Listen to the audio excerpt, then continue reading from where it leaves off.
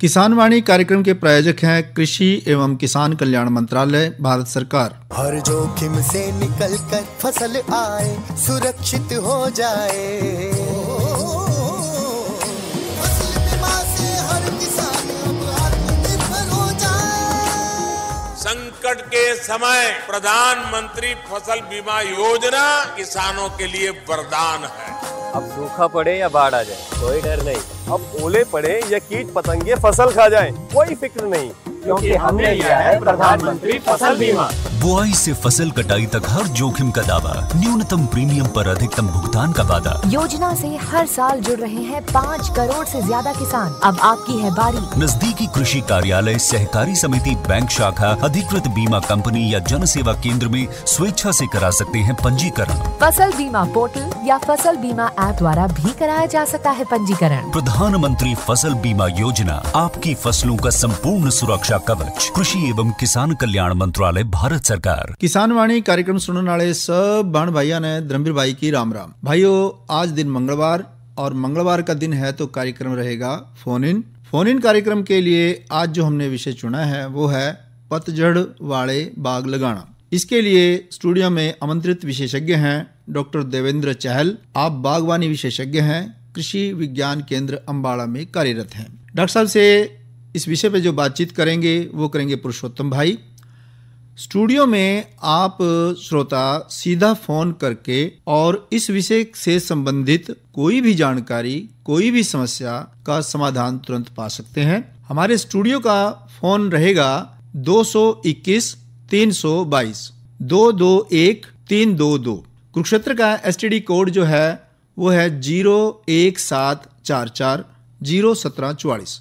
तो जो कुरुक्षेत्र जिला से बाहर के भाई जो फोन करेंगे उनके लिए, और जो मोबाइल से फ़ोन करेंगे उनके लिए भी ये ज़रूरी रहेगा कि फ़ोन नंबर लिखने से पहले जब डायल करें तो पहले 01744 लिखें और फिर फ़ोन नंबर लिखें 221 322। तो कार्यक्रम को आगे बढ़ा रहे हैं। आप से हम अनुरोध करेंगे कि पतझड़ वाले बाग लगाना इस विषय पे कोई भी किसी भी तरीके का सवाल आप सीधे फ़ोन करके पूछें और तुरंत जवाब पावें, तुरंत समाधान पावें। आइए सुनते हैं कार्यक्रम। पतझड़ वाले बाग लगाना, ये धर्मवीर भाई ने बताया, ये आज का विषय है हमारा। और डॉक्टर हैं देवेंद्र चहल जी। सबसे पहले डॉक्टर साहब, जब बाग की बात आती है तो मुंह में मिठास की बात आती है। तो ये जो मिठास है, आज के सीजन की बात करें हम, तो इस सीजन में कौन कौन से फलदार पौधों का हम बाग जो है लगा सकते हैं, कोई भी किसान भाई? सबसे पहले तो मेरे किसान भाइयों को राम राम जी।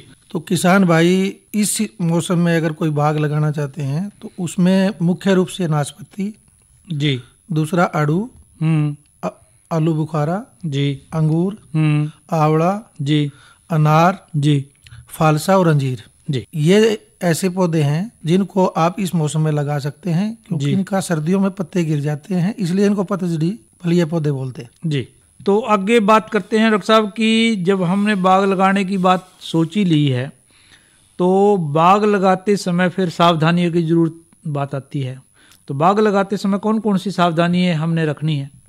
किसान भाइयों को सबसे पहले तो ये देखना है कि उसका गांव जो है किस जिले में पड़ता है जी, क्योंकि जो फलीय पौधों की सिफारिश की गई है वो एरिया के हिसाब से की गई है। उस एरिया में जो दूसरे किसान जी जो फल उगा रहे हैं जी, अगर उनकी अच्छी खेती कर रहे हैं वो तो उनके हिसाब से ही आपने फलीय पौधे का चयन करना है। डॉक्टर साहब एक फोन है। हेलो। हाँ जी। हेलो। हाँ जी, कौन सर बोल रहे? मैं रोशन लाल बोल रहा जी, सिलसिले से। हाँ जी, रोशन लाल जी सिलसिला से। क्या सवाल है रोशन लाल जी? तो जी डॉक्टर जी ना, मैं पूछो था कि मानना जैसे ना एक अमरूद का पेड़ा लगा रखा जी, तो जी उसका ना पिछले बार मतलब अमरूद चल दो अमरूद तो अब भी आ रहे जी पूरे जी, तो एकदम वो काणे हो गए डॉक्टर साहब जी। हाँ जी, हाँ जी, ठीक। डॉक्टर साहब, ऐसा आपने अमरूद के बारे में पूछा है, तो अमरूद में क्या होता है कि साल में 2 बार खाद देना होता है। नहीं, उसका लगते तो रहे हैं जी। हाँ जी, हाँ जी। तो पता क्या डॉक्टर जी, जैसे अच्छे आयन चल रहे थे जी, बिल्कुल बिल्कुल आयन सही तोड़ रहे थे, बहुत अच्छे अमरूद थे, पर एकदम काले हो गए जी। नहीं, वो क्या होता है, वो क्या होता है, जब आदमी टाइम पे खाद नहीं देता अमरूद में, तो अमरूद का में खुराक की कमी होने के कारण जो है ना थोड़े सूखने शुरू हो जाते हैं। बीमारी इसमें कोई अच्छा ज्यादा नहीं आती है। अच्छा, आर्या तो खड़ा डॉक्टर साहब जी, हाँ जी, आर्या तो बिल्कुल छिछराया जी। नहीं कैसे है? मतलब आर्या तो बिल्कुल हरी पेड़ा सूखा नहीं जी। नहीं पेड़ा नहीं सूखेगा, उसके ऊपर जो अमरूद आए हुए हैं ना, वो हाँ खुराक जी। की कमी के कारण वो सूखने शुरू हो जाते हैं। अच्छा क्योंकि जी, आप फिर उसका क्योंकि जितनी खाद की जरूरत है उतनी खाद आप उसको दे नहीं पा रहे हैं। अच्छा जी, फिर क्योंकि अमरूद में 2 बार फसल आती है साल में, ठीक है जी। तो 2 बार खाद भी तो देना पड़ेगा इसमें। अच्छा जी। और खाद में मेन इंपॉर्टेंट है डीएपी। अच्छा जी। तो डीएपी ज्यादातर किसान डालते नहीं है, हाँ जी। तो उसमें पेड़ा तो हरा रहेगा, कोई दिक्कत नहीं है, लेकिन उसके ऊपर फड़े जो होते हैं या तो छोटे साइज का रह जाएगा या सूखना शुरू हो जाएगा। ठीक जी। हाँ जी, ठीक जी। ठीक, फोन करने के लिए आपका धन्यवाद। तो डॉक्टर साहब, हम बात कर रहे थे कि बाग लगाते समय सावधानियां क्या बरतनी है। क्योंकि किसान भाइयों को जैसे मैंने बताया पहले, आपने उसमें आपका गांव किस एरिया में पड़ता है उस हिसाब से आपने किसी फलीय पौधे या उसकी किस्म का चयन करना है। दूसरा, आपने खेत जी, जिस खेत में आपने बाग लगाना है, सबसे पहले ये देखना है उस खेत की सड़क से, पक्की या कच्ची सड़क से दूरी कितनी है जी। दूसरा, उसमें पानी की निकासी सही ढंग से हो भी पाती है कि नहीं पाती है। उसके बाद तीसरा, उसकी आपने मिट्टी की जांच करवानी है जी। और साथ में आपके पास जो पानी का स्रोत है, चाहे वो नहरी पानी है चाहे ट्यूबवेल है, उसकी भी जांच जरूर करवानी है। यानी मिट्टी और पानी दोनों की जांच करवानी। बिल्कुल करवानी जी। और बाग के लिए जब मिट्टी की जांच करवाएंगे आप, तो उसमें कम से कम जो है 2 मीटर तक की मिट्टी की जांच करवानी होती है जी। तो उसके सैंपल जो है आप अलग अलग लेंगे। पहला आधा फुट तक का, दूसरा 1 फुट तक का, उसके बाद हर 1 फुट पे जो है एक सैंपल लेंगे आप जी। और हर गहराई के हिसाब से हर खेत में 5 जगह से सैंपल लेके हर गहराई का एक एक सैंपल बना लेंगे आप जी। फिर उसकी आप प्रयोगशाला में जाके जांच करवा लेंगे जी। और उसके आगे फिर डॉक्टर साहब आता है कि बाग लगाने का समय। हमने मिट्टी की जांच करवा ली, पानी की जांच भी करवा ली, खेत का चयन भी कर लिया, फिर अगली बात आती है कि समय क्या रहता है, जैसे आजकल हम बात कर रहे हैं। हाँ बिल्कुल, क्योंकि जब आप सदाबहार फलीय पौधे लगाते हैं तो उनके 2 सीजन हैं जी। आप उनको फरवरी में भी लगा सकते हो, जुलाई अगस्त में भी जी। लेकिन पतझड़ी जो फलीय पौधे हैं इनको सिर्फ आप जो है 26 जनवरी से लेके मार्च के पहले हफ्ते तक जी, ये टाइम जो है सबसे बढ़िया टाइम है जी। क्योंकि इस टाइम जो है इसकी एक फोन है डॉक्टर साहब। हाँ जी। हेलो। हाँ जी सर। हाँ जी, कौन किसान भाई बोल रहे? हाँ जी, 5-4 एक पेड़े तो अमरूद के। नहीं नहीं, आप ये बताओ ना आपका नाम और कहाँ से बोल रहे पहले। मैं सुल्तान जी बोल रहे जी, गाँव कड़ामी से। अच्छा जी, कड़ामी से बोल रहे सुल्तान जी। हाँ जी। हाँ जी। अब सवाल बताओ सुल्तान सिंह जी। सवाल ये है जी, मैंने अमरूद के पेड़े ला रखे जी। हाँ जी।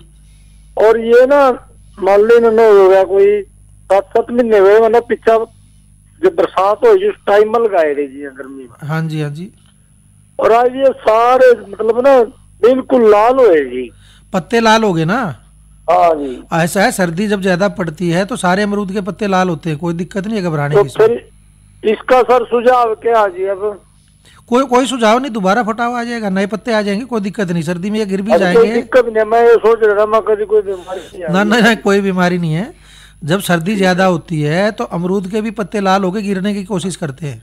हाँ जी। अगर ये गिर जाएंगे तो नए पत्ते आ जाएंगे फरवरी में, क्या दिक्कत है? हाँ वो तो पता है जी, पतझड़ होगी तो आ जाएंगे तब। हाँ, साथ में फुटाव शुरू हो जाएगा, देखना आप 5-7 दिन के बाद। ठीक है सर। और कोई इसमें कोई ऐसा तो नहीं है भाई कोई खुराक का चक्कर हो जी कोई वैसी? ऐसा है, पेड़े को जिंदा रहने के लिए कोई ज्यादा खुराक की जरूरत नहीं पड़ती। अगर आपने उससे फल लेने हैं फिर आपको खुराक देनी पड़ेगी। ठीक है सर। अभी तो फल के खैर नहीं है, अभी तो हाँ हाँ ठीक है। तो पेड़े हैं अभी तो यहाँ जी। ये लाली बजा लिए ज्यादा जी। ना ना कोई बात नहीं है, इस टाइम सारा अमरूद कहीं भी चले जाइए, अब सारा लाली पे मिलेगा हर खेत में। ये ज्यादा लाली को आ जी वो वैरायटी पे डिपेंड करता है, कुछ किस्में ऐसी हैं जिनका जल्दी लाल हो जाता है पत्ता, कुछ का हरा रह जाता है। हाँ बस यही चक्कर है सर। हाँ, ये किस्म पे डिपेंड करता है कौन सी किस्म आपने लगा रखी। सुल्तान सिंह जी, फोन करने के लिए आपका धन्यवाद। धन्यवाद सर, धन्यवाद डॉक्टर साहब। ठीक है। तो डॉक्टर साहब, समय की बात चल रही थी कि बाग लगाने का समय जो है सही कौन सा है। हाँ, इसीलिए मैंने कहा कि जो पतझड़ी फलीय पौधे हैं वो सिर्फ 26 जनवरी से लेके मार्च के पहले हफ्ते तक लगाए जा सकते हैं। तो अब समय सही चल रहा है? बिल्कुल सही समय चल रहा है इस टाइम। और क्योंकि ज्यादातर फलीय पौधे जब नर्सरी से खरीद के लाते हैं तो उनकी जड़ों के साथ मिट्टी नहीं लगी होती जी, इसलिए हम इससे ज्यादा लेट करेंगे तब तक फुटाव शुरू हो चुका होगा। तो फुटाव शुरू होने के बाद फिर इनको लगाना बहुत मुश्किल है जी। तो इसलिए इनको इस पीरियड के दौरान लगा देना चाहिए। और लगाने से पहले एक चीज़ का ध्यान रखें, जो आप गड्ढा खोदेंगे उस गड्ढे की भरपाई कैसे करनी है, इस पे जरूर ध्यान देना है जी। किस तरह वाला? क्योंकि किसान भाई क्या करते हैं कि कोई भी पेड़ा खरीद के लाएंगे, मान ले कोई नाशपाती का बाग भी लगाना चाहता है, आड़ू का भी लगाना चाहता है। डॉक्टर साहब एक फोन है। हाँ जी, हेलो। हेलो, हाँ जी, कौन, कहाँ से बोल रहे साहब जी? सीकरी से बोल रहे हैं जी, मैं करनाल जिले से। सीकरी से कौन सा बोल रहे किसान भाई अपने? रणधीर सिंह जी। रणधीर जी हैं? हाँ जी, हाँ जी। रणधीर जी क्या पूछना चाह रहे आज? डॉक्टर साहब, हमने अपने आंगन में 8-10 पेड़ पपीते के लगा रखे थे जी। पपीता? हाँ जी जी। और वो पपीता बड़ा भी हो गया और उसमें पपीते लग गए काफी सारे जी। और वो कच्चे थे जी, उसी टाइम वो पेड़ा सूख गया जी। हाँ बिल्कुल। हाँ ऐसा है, पपीते में ये दिक्कत आती है क्योंकि पपीते को नमी कम से कम चाहिए। अच्छा जी। होता है क्या है, लोग जो घर में लगा लेते हैं या दीवार के साथ लगा लेते हैं, तो वहाँ क्या होता है, दीवार के साथ ही था जी। तो बारिश के मौसम में सारा पानी वहीं मरता है। पानी भी मरता था जी, घर के पाइप लाका सबमर्सिबल नलके से पानी भी देता था। इसलिए पपीते को जब भी लगाओ ना, ऊंची जगह पे लगाओ और उसको ज्यादातर सूखा रखो, ज्यादा पानी देने की जरूरत नहीं है। ठीक है सर। जब तक वो 4 या 5 फुट का हाइट का होता है, जब तक आपको पानी की चिंता करनी है, उसके बाद पानी की चिंता नहीं करनी है पपीते के लिए। वो तो बड़ा हो गया था जी, पपीते लग गए थे। हाँ बस इसीलिए उसमें 5-7 दिन पानी खड़ा हो गया होगा, नीचे से जड़ें गड़ जाती है इसकी, बहुत जल्दी, बहुत कमजोर जड़ें होती हैं इसकी। 5-7 दिन तो नहीं खड़े हुआ, पर नमी रही जी। हाँ सीलन रहती है ना आपके यहाँ, सीलन में नहीं चलता पपीता कभी भी। ठीक है डॉक्टर। हाँ अगर ऐसी आगे से दिक्कत आए तो आपके पास घर में राखी हो ना, सूखी राखी, राख जो है, आप ऐसी जगह पर राख डाल दिया अगर, वो सीलन को कम कर देती है। ठीक है सर। तो फोन करने के लिए रणधीर जी आपका धन्यवाद। तो डॉक्टर साहब, मिट्टी पानी के बाद आप समय की बात कर रहे थे और फिर आप बता रहे थे कि भी हमने गड्ढे खोदने हैं, तो गड्ढों का जो प्रोसीजर है वो कैसा है?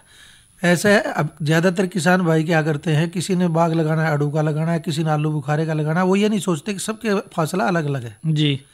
एक चीज़ का ध्यान रखना है किसान भाई को, सबसे पहले जब भी वो बाग लगाने लगे तो उसने कोई भी विशेषज्ञ के नज़दीक है, उससे ये पूछ ले कि पौधे से पौधे की दूरी कितनी रखनी है जी, और लाइन से लाइन की कितनी रखनी है। यानी बागवानी जो विशेषज्ञ है उससे संपर्क कर ले। बिल्कुल। या डॉक्टर साहब उसके बागवानी के निरीक्षण में ही बाग लगाए तो वो और भी बढ़िया है जी। दूसरा एक चीज ध्यान, मोटे तौर पे एक चीज ध्यान रखनी है आपने, जो लाइन से लाइन की दूरी है वो हमेशा परवा पछुआ जो है ज्यादा रखनी है। परवा पछुआ, क्योंकि हवा चलती है ऐसे। हाँ, और पहाड़ दक्षिण जो है आप घटा बढ़ा सकते हो जी, मान ले 20 फुट है, 20 की जगह 15 भी कर सकते हो, लेकिन जो परवा पछुआ का है वो कभी भी आपने उससे कम नहीं करना जिस पौधे के लिए सिफारिश किया हुआ है जी। क्योंकि उसमें क्या होता है, जब सर्दियों के अंदर धूप आती है वो सेंटर में आती है। एक फोन है डॉक्टर साहब। हेलो। हाँ जी, कौन किसान भाई जुड़े हमसे? बलवान सिंह बोल रहे हैं। हाँ जी, बलवान सिंह बोल रहे हैं। राव सिंह? हाँ जी। कहाँ से बोल रहे राव सिंह जी? हमारा डिस्ट्रिक्ट बुद्धेश्वर से। अच्छा जी, क्या पूछना चाह रहे राव सिंह जी? खराब होने लग रहा है। थोड़ी सी आवाज आराम से बोलो आप, सवाल सही समझ में नहीं आया। पपीते के पौधे थे जी, तो सारा एक पौधे लग रहा, बाकी पक भी नहीं रहे, पौधे गिरे। ठीक डॉक्टर साहब, पपीते के पौधे थे क्या? पपीता? हाँ, पपीता ऐसा है जैसे अब की बार सर्दी ज्यादा पड़ रही है, ये पिछले 1 महीने से लगातार सीलन चली हुई है। हाँ जी। ये 2 बारिश हुई, इनसे हर फसल के साथ नुकसान हुआ है, तो पपीते को सबसे ज्यादा नुकसान हुआ है। अच्छा। क्योंकि इसको सीलन नहीं चाहिए, इसको खुश्की चाहिए। तो पकने के बाद क्या करना पड़ेगा? नहीं, खुश्की के लिए यही है कि उसको ऐसी जगह पर लगाओ जो थोड़ी ऊंची हो, पानी ना खड़ा होता हो। अगर जहाँ सीलन ज्यादा रहेगी वहां तो ये सूखेगा ही सूखेगा इस टाइम। दूसरा क्या है, पाले से बचाने के लिए अगर छोटा पेड़ा है तो आप ऊपर उसके ऊपर डंडे लगा के पराली रख दो उसके ऊपर। हाँ, बड़ा पेड़ा तो उसको तो ढक सकते ही नहीं ना आप। हाँ, उसका तो लग रहा है ना, उसका तो यही, जब मौसम सबके लिए खराब है 1 महीने से, तो इसका कोई इलाज तो है नहीं, क्योंकि ये ठंड तो इसको बर्दाश्त होती नहीं है पपीते को। ठीक है। तो ठंड ज्यादा है इस बार। हाँ, ऊपर से सीलन है, जमीन में धूप निकल जाए दिन में 2-4 घंटे तो कुछ मौसम ठीक हो। तो फोन करने के लिए आपका धन्यवाद। तो डॉक्टर साहब, गड्ढों की बात चल रही थी हमारी। हाँ जी। तो किस तरह से रख रखाव करना, कितनी दूरी रखनी है, ऐसा आप बात। क्योंकि किसान भाई क्या करते हैं, जब गड्ढा लगाने लगते हैं तो कभी ये नहीं से देखते कि उसके खेत का साइज क्या है। सबसे पहले उसकी पैमाइश करो, लंबाई चौड़ाई कितनी है उसकी, आपने लाइन से लाइन का फासला कैसे एडजस्ट करना है। 1 फुट 2 फुट का अगर कम ज्यादा होता तो कर लेना चाहिए जी। ये नहीं है 25 बोल दिया तो 25 ही रखना है। अगर 24 भी रख सकते हैं, 26 भी रख सकते हैं, 25 की जगह 23 भी रख सकते हैं, 27 भी कर सकते हैं जी जी। उसका असली ध्यान आपने ये रखना है कि जो लेआउट आप उसको रूपरेखा बोलते हैं, जब आप गड्ढा बरमेस, क्योंकि आजकल सारे गड्ढे बरमेस से लगवाने लगे, कसी से कोई गड्ढा नहीं लगाता। और यही अच्छा है बाग के लिए, क्योंकि 2 मीटर तक जो है सिर्फ बरमा ही जा सकता है जी, कसी से कोई गड्ढा नहीं खोद सकता। तो जब बरमे से आप गड्ढा लगवा रहे हैं तो आपके लिए सबसे बढ़िया है, आपको कैसी भी जमीन क्यों ना, आपको ये दिक्कत नहीं आएगी आपका पेड़ ना चलेगा जी, क्योंकि 2 मीटर तक की मिट्टी आपने बाहर निकाल दी है जी। बर्मा 5 फुट 5.5 फुट तक जाता है, 6 फुट तक नहीं जाता, 5 5.5 तक सारे बर्मे जाते हैं। अब तो उससे भी लंबे बर्मे आगे कोई दिक्कत नहीं है जी। चौड़ाई उसकी कम से कम 24 इंच होनी चाहिए, 2 फुट के आसपास, 2 फुट, तो 24 इंच वाला बर्मा यूज करते हैं इसके लिए जी। तो जब सारी मिट्टी बाहर निकल गई है तो आपको ये पता है कि आपकी मिट्टी किस 1 फुट पर चिकनी है, 2 फुट पर चिकनी है, 3 फुट पर चिकनी है, क्योंकि गड्ढा साफ दिखाई देगा खुदने के बाद जी। जब आपको लगता है इसमें चिकन ज्यादा है या नीचे बजरी है, तो उसका इलाज यही है कि आप बढ़िया मिट्टी लेंगे, नदी अगर पास में तो नदी की मिट्टी ले आए जी, या रेतीली मिट्टी कहीं से मिल जाए रेतीली मिट्टी ले आए जी। उस मिट्टी में अच्छी गली सड़ी खाद डालो जी। तो डॉक्टर साहब एक फोन लेते हैं। हाँ जी, कौन साहब बोल रहे हैं? नमस्कार डॉक्टर साहब, रणधीर सिंह है जी, कोल से बोल रहे हैं जी। हाँ जी, कोल से रणधीर जी, रघुवीर सिंह जी। रघुवीर, हाँ जी बोलो, क्या पूछना चाह रहे हैं आज? ये पतझड़ वाले पौधे या अपनी महाराणा प्रताप यूनिवर्सिटी से मिल जाए ना जी, पता हो? नहीं, ऐसा महाराणा प्रताप यूनिवर्सिटी ने अभी तक कोई नर्सरी तैयार नहीं की है। बताओ तो थोड़ा समर सिंह जी, एक दिन बताओ जी। ना, अभी नर्सरी तैयार नहीं की है, अभी उनके पास बाग तैयार होने लग रहा है। अभी बाग तैयार हो जाएगा तब नर्सरी शुरू होगी। अभी तो उनकी बाग की प्लांटेशन चल रही है, क्योंकि जब तक आपके पास अपना बाग नहीं होगा आप नए पेड़ कैसे तैयार करेंगे? ठीक है जी। तो अभी तो जितने भी रिसर्च स्टेशन है उन पे सबके जो है प्लांटेशन शुरू हो चुकी है। अच्छा जी। हाँ, तो वो अभी 1-2 साल लगेंगे। अच्छा जी। हाँ, उसके बाद आपको प्लांट मिलने शुरू हो जाएंगे, लेकिन उससे पहले आपके पास बागवानी भी बाग के पास बहुत है, किसी भी नर्सरी से ले लो आप। लेकिन ध्यान, हाँ सरकारी नर्सरी से ले लो, लाडवा में भी है काफी बढ़िया नर्सरी है। लाडवा है जी। और एक दूसरा सवाल हो रहा है डॉक्टर साहब। हाँ जी, जो अंगूर है जी, अंगूर की बेल का यूं नहीं पता जी, कटिंग किस तरह करनी थी, इसकी एक बेल है जी मेरे पास जी। अच्छा, या कितनी काटनी, क्या आँख छोड़नी, इसका है कोई ऐसा? इसका बिल्कुल इसका स्टैंडर्ड पैटर्न है। आप तो कोल में हैं। हाँ जी। आप कॉलेज में जाओ, डॉक्टर मनिंदर बैठे वहाँ, उनसे आप अच्छी तरह से अंगूर का जो है ना, अच्छी तरह से कटिंग कितने 3 नोट पे करनी है, 4 नोट पे करनी है, 5 नोट पे करनी है, वो बता देंगे। डॉक्टर कौन सा बताया जी आपने नाम? डॉक्टर मनिंदर है वहाँ। मनिंदर डॉक्टर। हाँ जी। अच्छा, धन्यवाद डॉक्टर साहब। ठीक है जी, फोन करने के लिए आपका भी धन्यवाद। तो डॉक्टर साहब अपन गड्ढे की बात कर रहे थे, आपने कहा कि 2 मीटर गड्ढा नीचे होना चाहिए और 2 फीट का वो चौड़ाई रखनी चाहिए, और उसके बाद उसमें मिट्टी कौन सी है, चिकनी है, कैसी है, उसका भी। इसमें क्या है, ज्यादातर किसान भाइयों से गलती क्या होती है कि उसी मिट्टी को उल्टा वापस डाल देते हैं जी। उसमें आपने ये देखना है कि मिट्टी में चिकनी ज्यादा है तो आपने उसको 2 मिनट बनाना है जी। और 2 मिनट बनाने का आसान तरीका, आपके पास रेतीली मिट्टी है, रेतीली मिट्टी आप 1 ट्रॉली रेतीली मिट्टी मंगवा लो नदी की किसी, उसको उसके साथ मिक्स कर लो जी। उसके साथ अगर 2 हिस्से मिट्टी के तो 1 हिस्सा उसके साथ जो है आप सड़ी हुई गोबर की खाद का डालो या केचुए की खाद का डालो जी। कई बार क्या होता है, जब तक मिट्टी की रिपोर्ट आ चुकी होती है, जब मिट्टी की रिपोर्ट को हम पढ़ते हैं तो उसमें लिखा होता है इसमें तो जिप्सम की जरूरत है जी, रेई ज्यादा है। तो फिर वो जिप्सम की जो मात्रा है जितनी उसमें बताई हुई है, नहीं मोटे तौर पे हम 5 से 10 किलो कहते हैं जी। भाई हर गड्ढे की मिट्टी में 5 से 10 किलो जिप्सम और मिला लो आप। जो जिप्सम जो है वो हमेशा ऊपर वाली मिट्टी में मिलाना है, सारे मिट्टी में नहीं मिलाना, पूरी में नहीं मिलाना। हाँ, जो ऊपर डलेगी 1 फुट में उसमें मिलाना है, उसमें मिलाना। हाँ, नीचे वाली में मिलाने की जरूरत नहीं है जी। गोबर की खाद भी उसी में मिलानी है जी, ऊपर वाली में जो 1 से 2 फुट होगी। तो कितना गड्ढा डॉक्टर साहब वैसे भर दें, जो रेतीली मिट्टी और मिला के कितना गड्ढा भर दें? ऐसा होता है, सिर्फ रेतीली मिट्टी और उस खेत की मिट्टी को मिला के आप ये समझ लो आपने 1 फुट गड्ढा खाली छोड़ना है बस जी, बाकी भर दें। हाँ, बाकी भर दें जी। उस 1 फुट में वो मिक्सचर डालना है जो आपने बनाया है, जिसमें गोबर की खाद भी है, जिप्सम भी डाला है आपने जी। ठीक है, वो मिट्टी, क्योंकि स्टार्टिंग में जब शुरू में पौधा चलेगा उसको ऊपर की 1 मिट्टी की फुट की 1 फुट की मिट्टी की जरूरत है। ठीक, डॉक्टर साहब एक फोन। हेलो। हाँ जी। हाँ जी, नमस्कार जी। नमस्कार जी, कौन साहब बोल रहे? मैं सतीश बोल रहा हूँ जी, नरवाना से। नरवाना से, हाँ जी, क्या पूछना चाह रहे आज? हाँ जी, मैं पूछ रहा था जी, मेरे पास अमरूद के पेड़े है जी। अमरूद के कितने पेड़े हैं? 3-4 पेड़े है जी। ठीक है जी। उसका ना जो सर्दी में अमरूद लगते हैं जब तो ठीक लगते हैं जी, और जब गर्मी में लगते हैं उसमें कीड़ा हो जाता है जी। अच्छा डॉक्टर साहब, ऐसा है, ये एक फल मक्खी होती है जिसके कारण ये कीड़ा आता है बरसात में। तो इसका क्या होता है, बरसात में जो है फल मक्खी इसमें अंडे देती है और उसके कारण इसमें कीड़ा बन जाता है। होता है क्या, जो आप पास अमरूद के पेड़े लगे हो, अगर वहाँ कोई गंदगी है, हाँ जी, यहाँ कोई गोबर पड़ा हुआ है या कोई और कूड़ा करकट पड़ा हुआ है, तो उसमें वो अंडे दे देती है। ठीक है, तो ये मक्खी है, मक्खी इसके अंदर जो छेद करके अंडा देती है जिसके कारण कीड़ा बनता है। तो उसका आसान इलाज ये है, आप बरसात का फल लो ही ना, यानी बरसात में उसके पत्ते तोड़ दो अमरूद के और साथ में फूल भी तोड़ दो। अच्छा जी। उससे सर्दी का आपका डबल हो जाएगा। अच्छा जी। तो कीड़े से छुटकारा मिल गया, सर्दी में आपको अमरूद ज्यादा मिल गया, क्योंकि सर्दी में अमरूद का रेट बहुत बढ़िया होता है, कि उस टाइम कोई फल नहीं होता मार्केट में।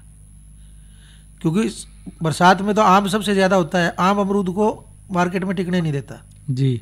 हाँ जी, हाँ जी, हाँ जी। तो इसलिए कोशिश ये करो कि जो बरसात का अमरूद है वो आप कम लें और सर्दी का अमरूद ज्यादा लें। अच्छा जी। तो उसके लिए क्या, आप उसमें खाद ही जो है ना सर्दी के बाद डालें, ना इसके बरसात के बाद, बरसात वाला खाद ही ना दें। अच्छा जी। ठीक है, यानी अगस्त सितंबर में उसमें खाद डाल दें आप, जुलाई अगस्त में, मई जून में खाद ना डालें। हाँ जी। तो उससे अपने आप सर्दी का ज्यादा हो जाएगा। ये जमीन में जी मतलब है कि ये जो है ना केचुआ जी, केचुआ बहुत है जी जहाँ मतलब पेड़ लगे हुए हैं। ये तो बढ़िया चीज है, केचुआ तो आपकी जमीन को और सुधार रहा है और नुकसान थोड़ी कर रहा है। अच्छा जी, उसका तो कोई कारण नहीं होगा? ना ना ना, उसका इससे कोई लेना देना नहीं है। वो केचुआ अलग चीज है, फल मक्खी अलग चीज है। अच्छा जी। फल मक्खी तो वैसे ही है, जैसे आप पशुओं में नहीं कहते कीड़ा पड़ गया मक्खी बैठ गई थी, हाँ जी, हाँ जी, हाँ जी। वैसे ये है। तो कोई कह दे इसके अंदर कली डाल दो, ये डाल दो, ये डाल दो। जो ये देसी तजर्बे में हर मोड़ पे डॉक्टर बैठा है अपने यहाँ, हिंदुस्तान है ये। हाँ जी, हाँ जी। देसी तजर्बे ज्यादा कामयाब नहीं है, लेकिन असली यही है, या तो आप उसके ऊपर दवाई का स्प्रे करो, 3-4 पेड़ों पे तो आप कर नहीं सकते। आजकल एक फिरोमोन ट्रैप आता है, हाँ जी, हाँ जी। एक पुड़िया सी आती है, अगर उसको आप टांग दो मई के महीने में, तो 2 महीने तक उस मक्खी को जितनी भी आएगी उसमें से नर मक्खी को सारी को मार देगा वो। ठीक है जी, हम आपकी मतलब जानकारी से संतुष्ट है। मतलब कारण इसका मक्खी का है जी? मक्खी का है। वो 70-80 रुपए का एक ट्रैप आता है, वो एक ट्रैप भी टांग दोगे ना आप, अपने आप आपको समझ में आ जाएगी कौन सी मक्खी के कारण जो है इसके अंदर कीड़ा आता था। सारी मक्खी उसमें इकट्ठी हो जाती है। ठीक है, नहीं मक्खियाँ तो आती है, मुझे पता है जी, मतलब जैसे बूंद होगा ना, बड़े साइज की मक्खी आती है जी। हाँ बिल्कुल आती है, जिसे देखने में बड़ी सुंदर होती है, कलर्ड होती है वो। हाँ जी, हाँ जी। रंग बिरंगी टाइप सी। ठीक है जी। तो इसलिए आप इसमें थोड़ा सा यही बचाव है, क्योंकि घर में आपने खाने हैं, कम पेड़ हैं आपके पास, ज़्यादा स्प्रे आप कर नहीं सकते। तो उसका इलाज यही है, आप अप्रैल मई में उसका पानी बंद कर दें, उसकी कटिंग कर दें और फूल तोड़ दें। ठीक है जी। तो फ़ोन करने के लिए आपका धन्यवाद। तो रुख साहब, अभी जैसे गड्ढों की बात कर रहे हैं, फिर आगे आती है किस्मों की बात। भी फलों का जो चयन है वो कैसे करना है? क्योंकि किसान भाई यहीं धोखा खा जाते हैं कि वो प्राइवेट नर्सरी वाला कोई भी वैरायटी बेच रहा है, वो कहेगा बहुत बढ़िया है, मेरी वहाँ से आई है। हमेशा जब भी आपने कोई फलीय पौधा खरीदना है तो हमेशा विश्वास पात्र नर्सरी से खरीदो, जो प्रमाणित हो जी। प्रमाणित नर्सरी को एक सर्टिफिकेट मिलता है, गवर्नमेंट देती है जी, उसकी एक्रीडेशन होती है, उसके बाद उसको सर्टिफिकेट मिलता है जी। और उसके पास अपना बाग होना चाहिए, अपनी वैरायटी होनी चाहिए उसके पास, जो वैरायटी वो बेच रहा है जी। तो जैसे मान ले आपने नाशपाती का ही बाग लगाना है, अब नाशपाती में आप ढूंढने लगेंगे भाई मैंने कौन सी वैरायटी लगानी जी, तो आपको यहाँ कोई प्राइवेट नर्सरी वाला वो वैरायटी बेचता नहीं मिलेगा जो यूनिवर्सिटी ने सिफारिश कर रखी है जी। तो इसमें पंजाब यूनिवर्सिटी की 7-8 वैरायटी हैं, जिनमें से कोई भी आप सेलेक्ट कर सकते हो, सारी वैरायटी अच्छी हो जी। उसके बाद आप काड़ू आता है, काड़ू में भी ऐसे ही वैरायटी की सिफारिश की हुई है, इसी तरह आलू बुखारा में भी की हुई है जी, आंवला में भी थी। हेलो, फोन है डॉक्टर साहब एक। हेलो, हाँ जी, नमस्कार जी। नमस्कार जी, कौन बोल रहे साहब जी? हाँ जी, राजपाल। राजपाल जी, हाँ जी राजपाल जी, आज क्या पूछना चाह रहे? 4-5 साल हो गए जो थोड़ा सा आराम से धीरे से बोलो आप, तो क्वेश्चन समझ में आ जाए आपका सवाल। दो पेड़ नाशपाती के ले जाते जी। नाशपाती, हाँ वहाँ नाशपाती लगा बहुत छोटी बहुत छोटी साइज की होगी। 6 साल की होगी है और 4 साल 5 साल का पौधा है जी। अच्छा, पौधे ने फलने लगे? लगा जी, छोटा लगा बिल्कुल छोटा है। अच्छा डॉक्टर साहब, अच्छा है नाशपाती का। पहले तो जिससे आपने खरीदा है ना, तो उससे ये पूछना चाहिए कि ये किस्म कौन सी है। सरकारी नर्सरी में ले जाना। हाँ वही इसीलिए कहते हैं ना, पौधा के जैसे सरकारी से खरीदो चाहे प्राइवेट से, उस किस्म का नाम जरूर याद रखना चाहिए। उसके बाद क्या होता है कि इसमें जो पतझड़ वाले जो पौधे हैं, इनमें ज्यादातर किसान भाई खाद ही नहीं दे पाते। खाद इसलिए हाँ 2 क्विंटल तो नहीं ज्यादा लगता है क्या वजन में? फल तो बहुत लगा जी, बहुत छोटा जड़ जाता होगा, साइज छोटा रहता होगा। नहीं लगा रहा, छोटा रहा ना मिट्टी में भी। हाँ ऐसा है, इसमें नाशपाती में एक तो हर दूसरे तीसरे साल इसकी कटिंग करनी होती है। अच्छा जी। दूसरा क्या होता है कि इसमें दिसंबर में जो खाद पड़ता है, खासकर डीएपी खाद जो डालते हैं, इसकी दिसंबर में सिफारिश की होती है कि दिसंबर में आपने खाद डालना है। यूरिया की सिफारिश तब की होती है जब इसमें फूल आ चुका होता है। अच्छा कितना डालना जी? वो पौधे के ऊपर निर्भर करता है भी आपका पौधा कितना बड़ा है। 4 साल का है, 5 साल का है, तो उसमें आप 5 साल का, हाँ 5 साल का जैसे है, तो अगर आपका 5 साल का है तो उसमें आप 250 से 300 ग्राम तक जो है डीएपी डाल सकते हो, 500 ग्राम तक भी डाल सकते हो, पेड़ के साइज पे डिपेंड करता है। अच्छा जी। हाँ तो 5 साल में 250 से लेके 500 तक की आपकी रेंज है। अच्छा जी। ठीक है। और जो अगर सुपर खाद डालना है तो उसकी इससे डबल हो जाएगी, लगभग ट्रिपल के 3 गुना के ज़्यादा। तो आप कोशिश ये करो कि आप कम वाली डोज अपनाओ, 250 ग्राम वाली। ठीक है। तो राजपाल जी धन्यवाद आपका फ़ोन करने के लिए। तो डॉक्टर साहब चलते चलते हम ये बात और जानना चाह रहे हैं कि पौधे लगाने की जो विधि है वो सही क्या है? पौधे लगाने की सबसे सही विधि यही है कि आपने गड्ढे की भराई करने के बाद गड्ढे में जो है, अगर आपके पास टाइम मिलता है, पहले से सर्दी के जो पौधे लगाते हैं इनमें टाइम नहीं मिलता है जी, तो आप उसको अच्छी तरह मिट्टी को दबाओ। दबाने के बाद जो है आप उस मिट्टी का जो सेंटर में जो है ना पौधा लगाने के बाद बाहर से मिट्टी को दबाते हुए अंदर की तरफ आओ जी। उसके बाद आप तुरंत पानी दो जी। पानी देते टाइम इस बात का ध्यान रखो कि आप उसमें दीमक और चींटियों से बचाव के लिए जो दवाई क्लोरोपाइरीफॉस की सिफारिश की हुई है 20 से 25 ml जी हर गड्ढे के हिसाब से वह जरूर डाल दो आप। तो अपना जो बाग है वो हरा भरा और बढ़िया रहेगा। बिल्कुल पूरी मिठास रहेगी उसमें। बिल्कुल पूरी मिठास रहेगी। तो डॉक्टर देवेंद्र चहल जी आप हमारे स्टूडियो में आए और आपने बहुत अच्छी जानकारी पतझड़ वाले बाग कैसे लगाने हैं इस बारे में दी। आपका बहुत बहुत धन्यवाद। धन्यवाद जी, धन्यवाद आपका। इस कार्यक्रम के प्रायोजक थे कृषि एवं किसान कल्याण मंत्रालय, भारत सरकार। अरे क्या कर रहा है? इधर इधर इधर हम बोल रहे हैं तेरे बीजू का। उतला बोल रहा है? पक्षियों से तो हम खेत को बचा लेते हैं, पर इन घातक रसायनों से कैसे बचाएं? मतलब? देख बेटा, तू जो ये अंधाधुंध रसायन मिलाता है ना, मिट्टी की सेहत बिगड़ने लगी है। और जब माटी ही कमजोर पड़ जाएगी तो उपज कैसे सेहतमंद होगी? अरे पहले ऐसा नहीं था। पूछना अपने बड़े बुजुर्गों से, कैसे फसल लहलहाती थी, शुद्धता झलकती थी। हाँ, माटी भी तंदुरुस्त और लोग भी। अब पहली वाली बात कहाँ? पर अब तो सब यही डाले हैं। सब नहीं, आज भी लाखों जागरूक किसान परंपरागत विधि से फसल उगा रहे हैं। खर्चा कम और उपज की कीमत भी बेहतर पा रहे हैं। सच है? रे बेटे, एक्सपीरियंस से बता रहे हैं, धूप में बाल सफेद नहीं किए हैं। हाँ। ठीक है भाई, मैं भी आज से जैविक खेती शुरू करूंगा। माटी से प्रेम की परंपरा है, परंपरागत खेती।